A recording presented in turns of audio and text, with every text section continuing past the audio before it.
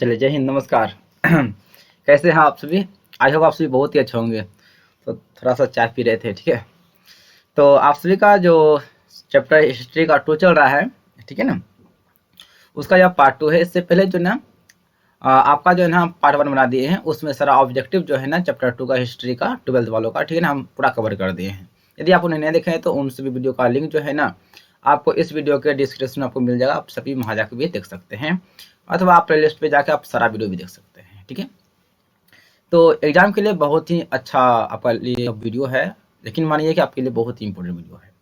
और आप सभी अगर नोट्स बना लेते हैं, उतार लेते हैं कॉपी में, तो आपके लिए बहुत ही बेस्ट होगा, ठीक है। तो चलिए बिना समय गंवाए क्लास को शुरू करते हैं, ठीक है। आते हैं क्लास पे। तो चलिए क्वेश्चन नंबर हम लोग आते हैं एक। देखिए, इससे पहले आपको मैं दिखा दूं कि इसका देखिए आपका ना हम ऑब्जेक्टिव जो है ना, ऑब्जेक्टिव कितना ऑब्जेक्टिव, टोटल 48 ऑब्जेक्टिव आपको हम जो है ना बता दिए हैं, ठीक है ना। तो आपको पहले ही बता दिए कि सभी का लिंक जो है ना आपको डिस्क्रिप्शन में दे दिए हैं, आप सब जाकर देख लीजिएगा, ठीक है। चलिए आते हैं सब्जेक्टिव। बहुत ही खतरनाक क्वेश्चन, बहुत ही अच्छा क्वेश्चन है, ठीक है। तो देखिए ध्यान से क्वेश्चन का अर्थ समझिए। क्वेश्चन है मौर्यकालीन इतिहास के प्रमुख स्रोतों का वर्णन करें। यानी कि मौर्यकालीन जो है, मौर्य काल जो है ना, तो मौर्य काल का जो इतिहास जो है ना उसका जानकारी हमको किससे मिलता है, किन किन स्रोतों से इनकी जानकारी मिलती है मौर्य काल की, ठीक है ना, उनके बारे में जानेंगे। तो देखिए आंसर है आपका, आंसर है क्या, मौर्यकालीन इतिहास की जानकारी हमें विभिन्न स्रोतों से प्राप्त होती है। तो मौर्यकालीन के इतिहास की जानकारी जो है ना हमें भिन्न भिन्न स्रोतों से मिलती है। तो किन किन स्रोत, कौन कौन सा ऐसा स्रोत है जिससे कि हमें मौर्यकालीन इतिहास की जानकारी जानने में सुविधा मिलती है, ठीक है। तो जैसे आपका है क्या, साहित्य की बात करेंगे तो साहित्य में कौटिल्य का अर्थशास्त्र, यानी कि कौटिल्य के अर्थशास्त्र से भी मौर्य काल का जो है जानकारी मिलता है। विशाखा दत्त का मुद्रा राक्षस जो है, इससे भी जो है ना मौर्यकालीन का जानकारी मिलता है। विष्णु पुराण एवं बौद्ध धर्म एवं जैन ग्रंथों, ठीक है ना, बौद्ध ग्रंथ और जैन ग्रंथों से मौर्य इतिहास की जानकारी हमें मिलती है, ठीक है। विदेशी यात्रियों के विवरणों में यूनानी राजदूत मेगास्थनीज की इंडिका पुस्तक जो है, इंडिका में मौर्यकालीन इतिहास इतिहास जानने का प्रमुख स्रोत है। यानी कि कहने का मतलब हुआ कि कौटिल्य का अर्थशास्त्र हो गया, विशाखा दत्त का मुद्रा राक्षस ग्रंथ हो गया, विष्णु पुराण हो गया, बौद्ध आपका ग्रंथ हो गया, जैन ग्रंथ हो गया। इन सभी ग्रंथों से जो है ना आपका मौर्य कालीन इतिहास की जानकारी मिलती है कि मौर्य काल का इतिहास कितना पुराना है, वहां पे राजा कौन कौन से रहते थे, किस प्रकार वहां पे राजपाट चलता था, इस सभी जानकारी जो है ना आपको इन सभी ग्रंथों में मिलता है। पुरातात्विक स्रोतों में अभिलेख एवं सिक्के मौर्यकालीन इतिहास को लिखने में अत्यधिक मदद मिला है। यानी कि कहने मतलब हुआ मौर्य काल का इतिहास की जानकारी जो इतिहासकारों ने लिखा है, पुराविदों ने लिखा है, इसको लिखने में सबसे अहम भूमिका है अभिलेख का और सिक्के का। यानी वहां पता चला था किस राजा ने कौन सा अभिलेख चला रहा था और कौन राजा ने कौन राजाओं ने कौन कौन से सिक्के अपने नाम से चला रहे थे, ठीक है ना। क्योंकि राजा सब जो थे अपने समृद्धि को प्रकट करने के लिए, अपने नाम गाम करने के लिए, अपने कार्य को दिखाने के लिए वो सिक्के पर अभिलेख पर जो है ना लिख कर जो है ना अपने जो मतलब यूं कहे कि एक तरह से कहिए कि अपना नाम गाम कर अपना प्रचार करते थे। तो इन सभी से जो है ना मौर्यकालीन इतिहास की जानकारी मिलती है हम लोगों को। चलिए अगला क्वेश्चन आपका है गुप्त कालीन इतिहास के स्रोतों का वर्णन करें। यानी गुप्त कालीन इतिहास जो है ना उनका जानकारी, गुप्त काल का जानकारी जो है ना, इतिहास का पता जो है ना हमें किन किन स्रोतों से पता चलता है, ठीक है। तो आपका आंसर है कि गुप्त कालीन इतिहास के निर्माण में अभिलेखों की बहुत बड़ी भूमिका रही है। यानी अभी तक में आप गुप्त वंश का, गुप्त काल की बात करेंगे, या फिर आपका जो ऊपर में था क्या था, मौर्य काल था, ठीक है ना। इन सभी इतिहास के बारे में अगर जानेंगे ना, इन सभी काल के बारे में, इतिहास के बारे में जानने का प्रयास करेंगे, तो सबसे बड़ी भूमिका पता है किसका होता है, अभिलेख का होता है। किसका होता है जी, अभिलेख का होता है। तो हरिसेन की प्रयाग प्रशस्ति, यानी हरिसेन ने क्या लिखा है, हरिसेन ने प्रयाग प्रशस्ति ग्रंथ लिखा है। क्या लिखा है, याद रखिएगा, हरिसेन ने प्रयाग प्रशस्ति ग्रंथ लिखा है। समुद्रगुप्त कालीन इतिहास पर विस्तार से प्रकाश डालते हैं। यानी कि हरिसेन का जो प्रयाग प्रशस्ति ग्रंथ है, इस ग्रंथ में जो है ना मुख्य तौर पे जो है ना आपका गुप्त वंश का यानी कि समुद्रगुप्त यानी कि गुप्त वंश का शासक कौन था, समुद्रगुप्त था, उनके बारे में पूरा डिटेल से जानकारी जो है ना आपका हरिसेन के प्रयाग प्रशस्ति ग्रंथ में मिलता है। स्कंदगुप्त के भीतरी अभिलेख से स्कंदगुप्त द्वारा हुनों की पराजय का पता चलता है। याद रखिएगा, हुन बहुत शक्तिशाली था, हुनों के आक्रमण से बचने के लिए चीन का दीवार बनवाया गया था। ठीक है, तो हुन को हराने वाला कोई नहीं था, लेकिन स्कंदगुप्त जो था, कौन, स्कंदगुप्त जो था, उन्होंने क्या किया था, उसको हरा दिया था। किसको, हुनों को पराजित कर दिया था। तो उन्होंने कि इसको स्कंदगुप्त के भीतरी वहां अभिलेख से स्कंदगुप्त द्वारा हुनों की पराजय का पता चलता है। यानी स्कंदगुप्त का जो ग्रंथ है उस पता चलता है क्या, उन्होंने जो है ना गुप्त वंश के शासकों ने हुनों को किस तरह से पराजित किया, किस तरह से उसको हराया है। ठीक है, 1510 ईस्वी के भानुगुप्त एरन, जो कि सारण मध्य प्रदेश में है, अभिलेख से पता चलता है कि गुप्त काल में सती प्रथा प्रचलित है। गुप्त काल में सती प्रथा प्रचलित है, इसकी जानकारी किससे मिलता है, भानुगुप्त एरन से चलता है। किससे, भानुगुप्त एरन, जो कि मध्य प्रदेश अभिलेख है, उसमें पता चलता है। ठीक है ना। Doctor DC. सरकार के अनुसार भारतीयों के, चलिए थोड़ा इसको हटा दें, भारतीयों के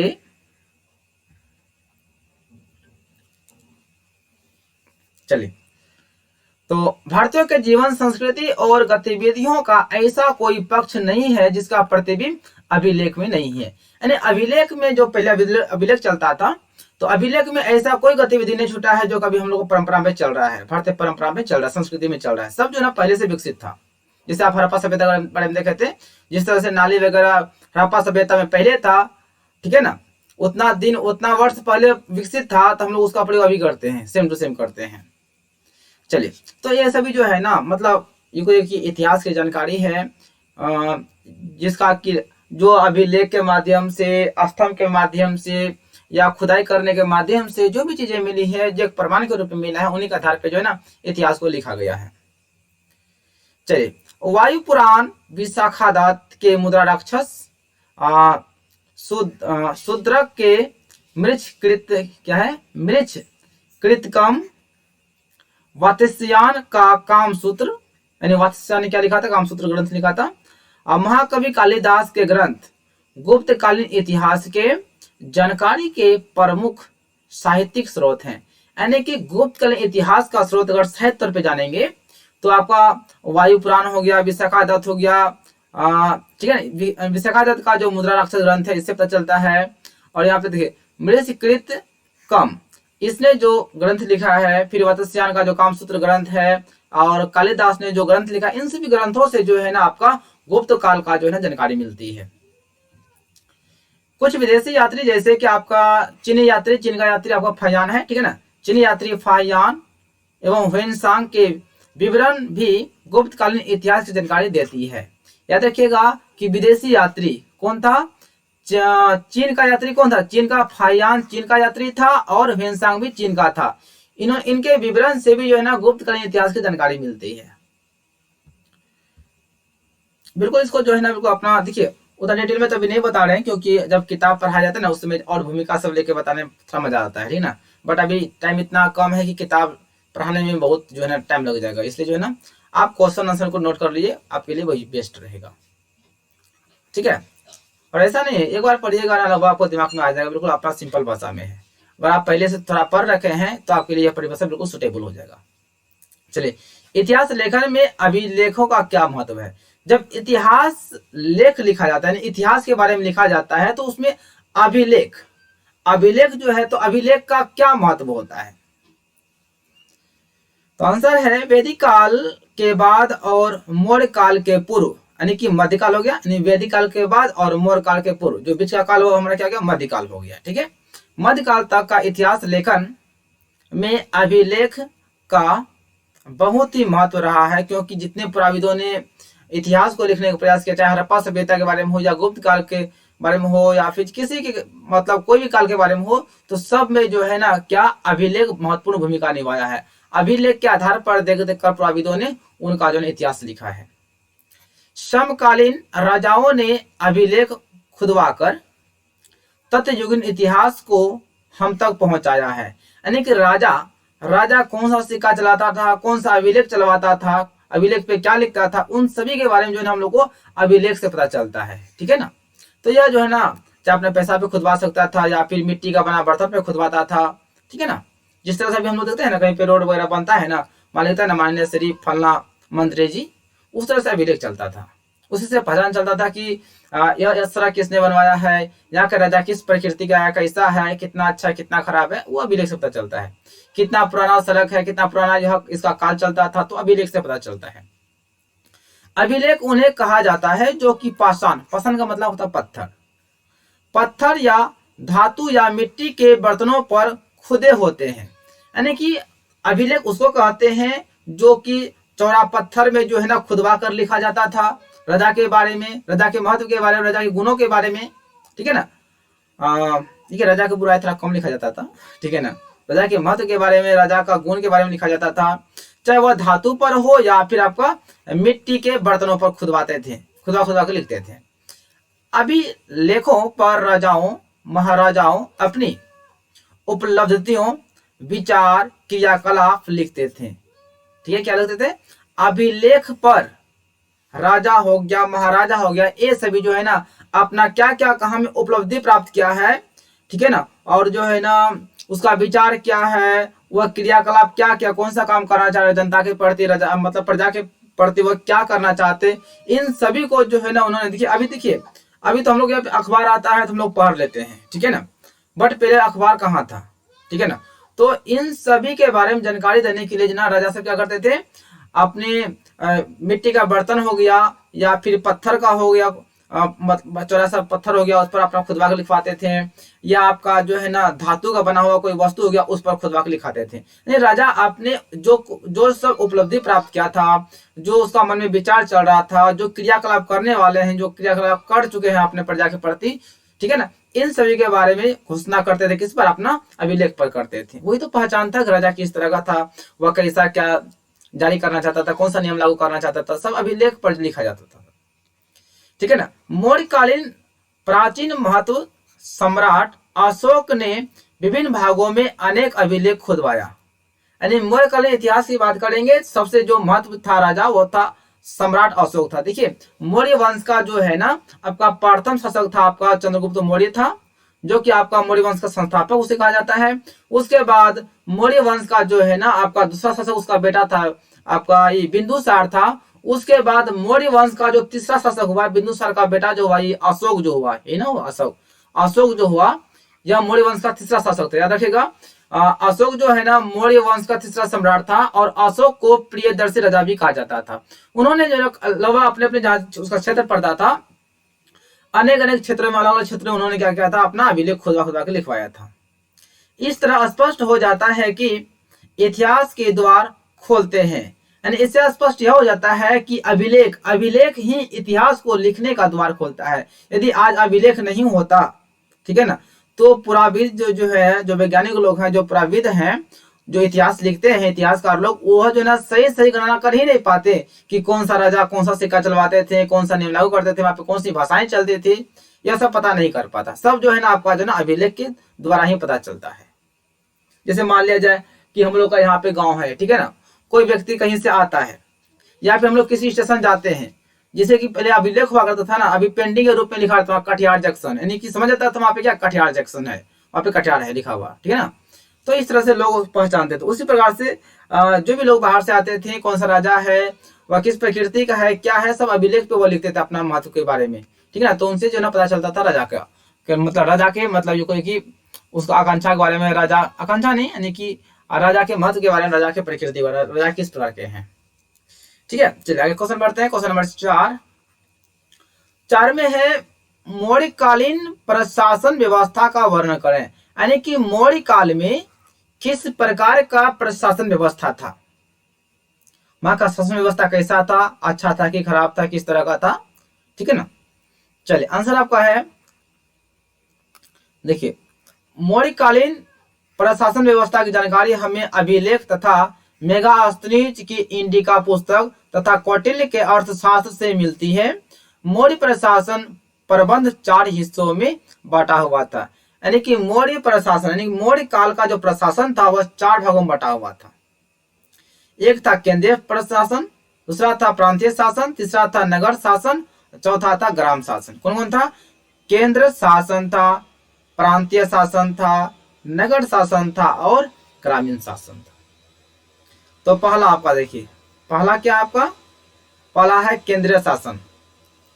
तो आराम से देखिए, बताए केंद्रीय शासन का प्रधान राजा स्वयं होता था। ठीक है। कौटिल्य के अनुसार, कौटिल्य ने अपने ग्रंथ में लिखा है, ठीक है ना, कौटिल्य ने अपने अर्थशास्त्र में लिखा है, कौटिल्य के अनुसार राजा 7 अंग होते थे। यानी कि राजा के 7 अंग होते थे। राजा, आमत्य, जनपद, दुर्ग, कोष, सेना और मित्र, ये राजा के जो है ना 7 अंग होते थे। या कौन बताते हैं? राजा के 7 अंग होते हैं। इसके बारे में जानकारी कौन देते हैं? कौटिल्य के अर्थशास्त्र पुस्तक में मिलता है, ग्रंथ में मिलता है। मंत्री परिषद में 12 से 20 मंत्री होते थे। यानी कि केंद्रीय शासन में, और आपसे पूछेगा कि केंद्रीय शासन में मंत्री परिषद में कितने मंत्री होते थे? 12 से 20 मंत्री होते थे।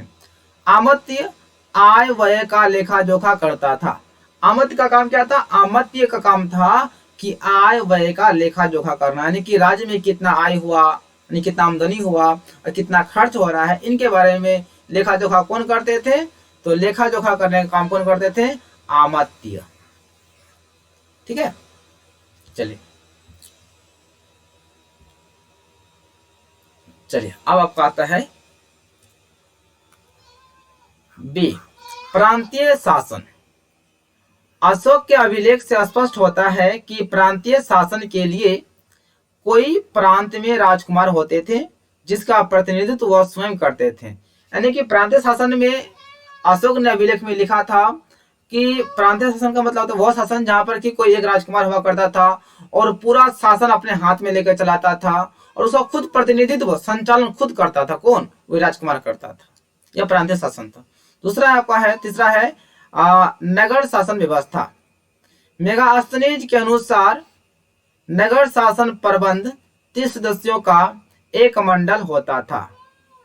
मेगास्थनीज लिखते हैं कि नगर शासन में जो है ना एक प्रबंधन होता था, एक समूह, एक सदस्य होता था, जिसमें कि आपका जो है ना एक मंडल हुआ करता, एक समूह हुआ करता था। उसमें से आपका 30 सदस्य एक समूह में रहते थे।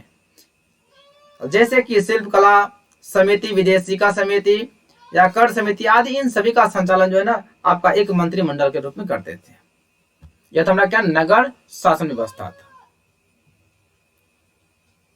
चलिए कुछ आपका है डी, चौथा है आपका, ठीक है, शासन ग्राम शासन व्यवस्था। तो ग्राम शासन व्यवस्था क्या है? ग्राम का मुखिया ग्रामीणी कहलाता था। ग्राम के एक प्रशासनिक अधिकारी भोजक कहलाते थे। प्रांत मंडल में मंडल आहार यानी कि जिले में विभक्त होता था। यह क्या था? आपका ग्राम शासन व्यवस्था में था।